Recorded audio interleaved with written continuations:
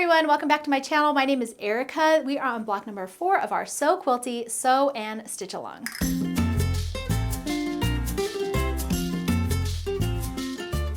If you're new to this video or my channel, we are in the middle of a sew along slash stitch along for the Sew Quilty quilt and cross stitch patterns. If you would like to learn more about that and join our along, then head back to video number 1 on the release video, and you can also head to my blog. There's a link right below this video. It has all the information, supplies, and dates for our sew along and stitch along. The other thing you're going to want to do is make sure you are joined to our Facebook Sew With Me Facebook group.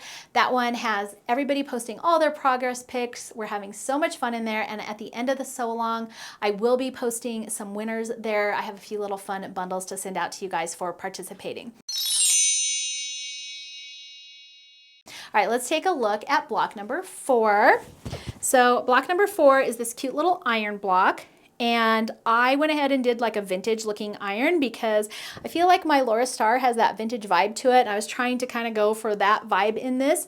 I still need to do my hand embroidery on this. So I'm going to be hand stitching a little cord on here, and I'll show you how to do that. But I also have a video on how to do that for, I think we did that for the Cup of Cheer sew along. So I do have a video on how to do some back stitching, and there's also instructions in the pattern as well. You can do a couple different versions of this. I think a running stitch would be really cool. You could do a back stitch, and then there is a template for the cord if you don't want to make up your own in the pattern that you can follow as well. And I just lay this on the template and just trace over it with like a friction erasable pen, and then I can stitch on it and then just press it, and then the pen lines go away. Since we're doing some embroidery, I thought I'd do a quick little tutorial here for you. So for this project, I am using just regular DMC floss. I am using 4 strands so that my stitches stand out a little bit better. This is in the 840 colorway. I'm using a size 26 tapestry because it has a bigger eye on it. And then I'm also going to be using my friction erasable pen to trace my template. Now I find it's easier to stitch on your block before you add it to your whole quilt. It's a little bit more manageable, but you're going to take your template in the pattern and place it underneath your block. And if you need to, you can put this up against a window if you're having a hard time seeing it. Since I used white background fabric, it was pretty easy to see. And then I just used my friction erasable pen to trace my template onto my paper.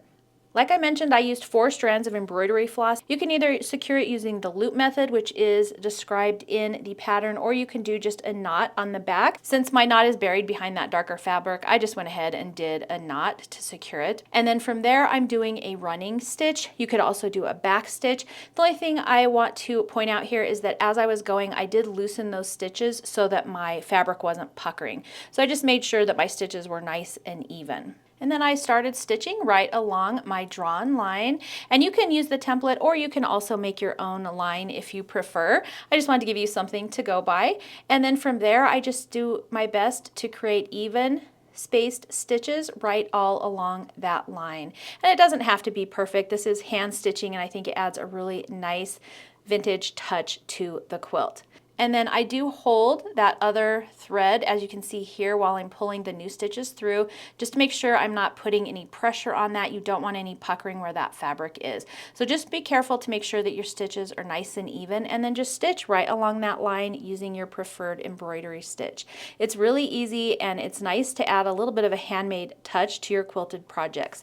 So we have this stitching on both this iron block. We also have the hand stitching on the tomato pincushion for the pins, and there is the template in that for the pattern as well, and I did that one the exact same way as I'm doing the iron block. And then when you get to the other end of your stitched line, you can just tie a knot in that floss just like I'm doing here. Just make sure that knot is secured behind the darker fabric. That way it won't show through on the front side of your quilt. And I just tie a regular knot there and then just clip off the extra.